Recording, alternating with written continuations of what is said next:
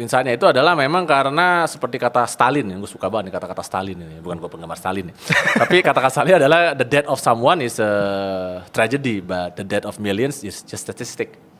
Nah itu kenapa orang selalu bikin cerita ketika dia menghadapi masalah, salah satu strategi yang sering dipakai adalah memang memfokuskan hanya pada satu orang. Karena itu menjadi lebih menarik. Orang jadi berpikir, oh iya ya. Tapi dia jadi lupa untuk yang sistemik ya. Karena begitu jadi sistemik dia hanya statistik. Orang jadi nggak, begitu lu tarik itu kisahnya, begitu lu jadi muka tanpa muka lagi ya, tanpa individu, tanpa pribadi, tanpa kepribadian dan lain sebagainya, itu menjadi satu kisah yang ya nggak semua orang akan tertarik untuk membaca atau melihat gitu kan. Makanya lebih gampang diskusi One Piece ibarat kata karena lu bisa membayangkan karakter-karakternya kan mungkin teori-teori politik yang abstrak di belakang One Piece-nya.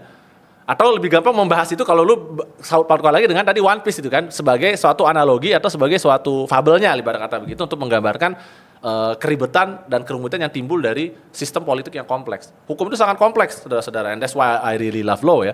Dan untuk bisa melihat seperti itu, kita harus bisa memahami dan mengerti apa interkoneksi atau interrelasi yang sangat berjalin berkelindan lah ibarat kata begitu kalau kata gue ya.